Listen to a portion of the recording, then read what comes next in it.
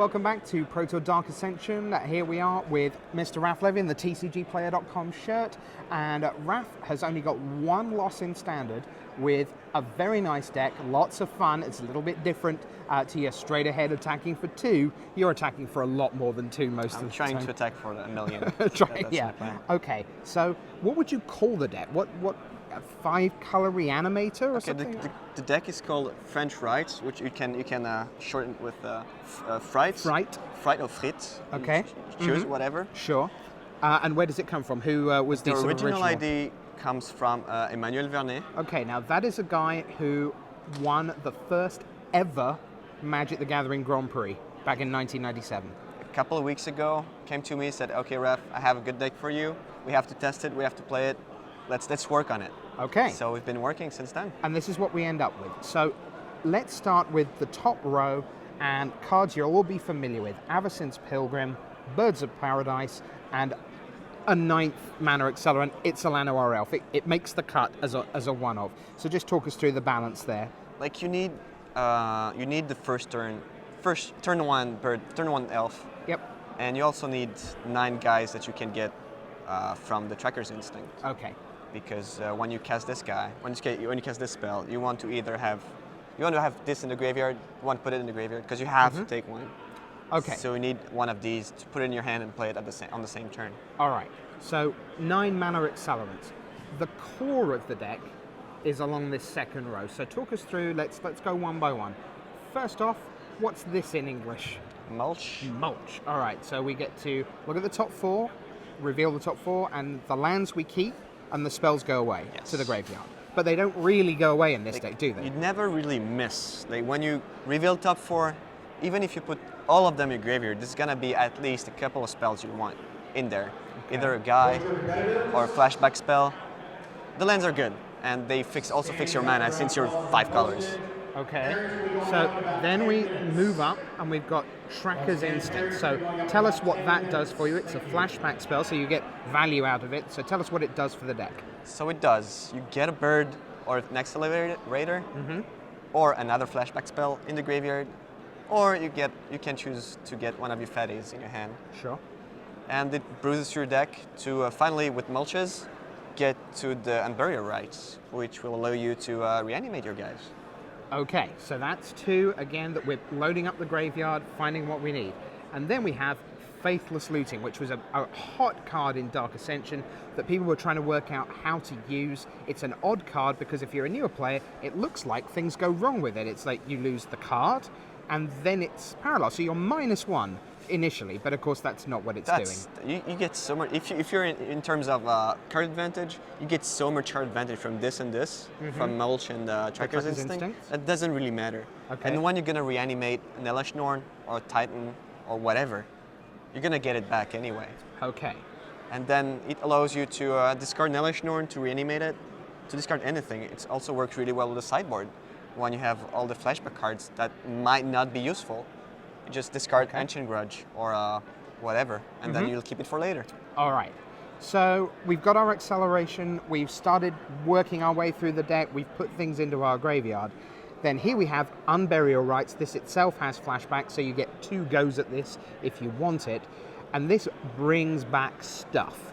Yes. And that's where these kind of decks get really fun, because people like fatties, but people don't like spending 7 and 6 on them. Why not pay a lot less? So talk us through what you've got in the hello, I'm enormous and I beat you. In this metagame, the Elesh Norn is by far the card you want on the board. Yeah. When you get it on the board, you just wrath the board, and they just pray to survive the next few turns or have to wait to kill it.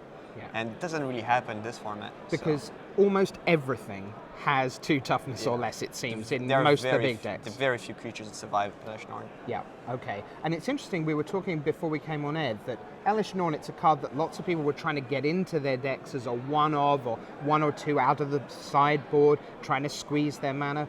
But your deck is absolutely all about Elesh Norn. It's let's have 4. You want to have Elesh Norn. And with Mulch, Tracker's Instinct, and Faithless Looting, you get through your decks like so fast.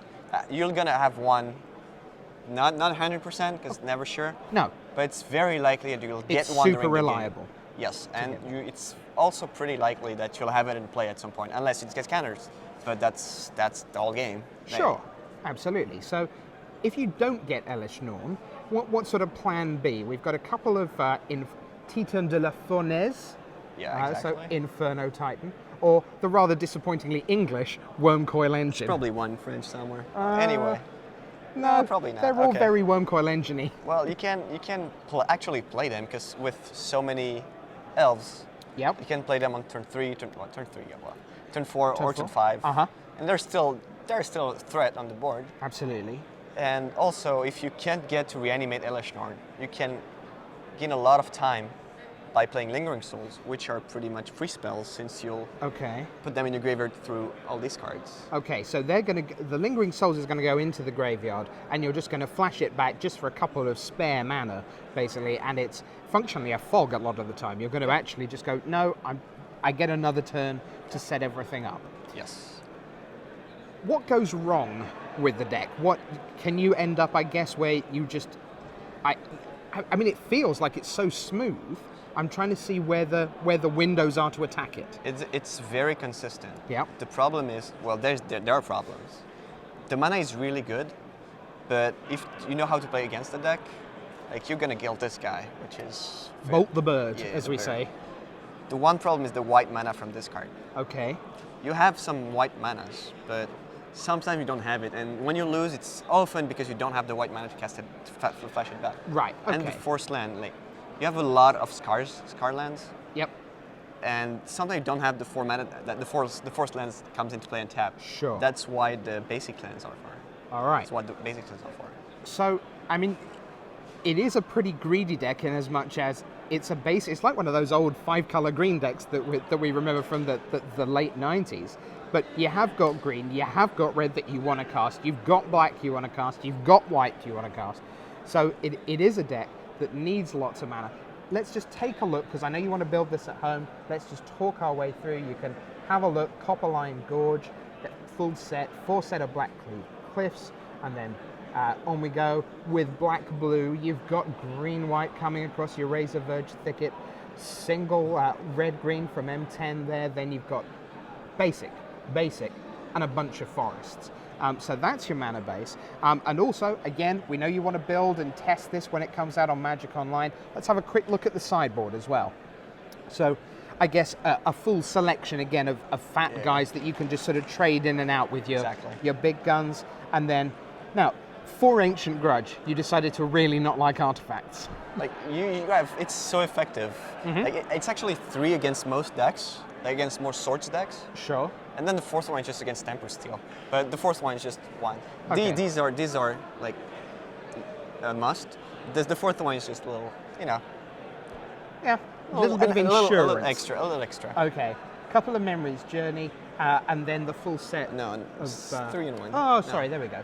And then you've got Ray of Revelation and Purification de la Tombe, which translates as? Purify the Grave. There you go. So those are your options in terms of sideboard.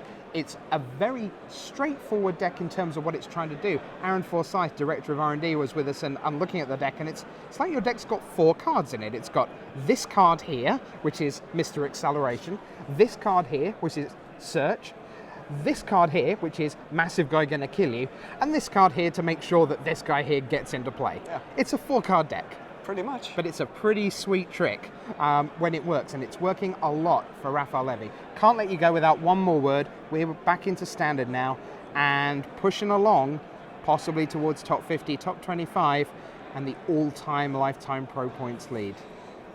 Be pretty amazing, right? I'll do my best. Okay, well, keep on trucking. From tcgplayer.com, Mr. Raphael Levy, I'm your host, Rich Hagen, saying bye.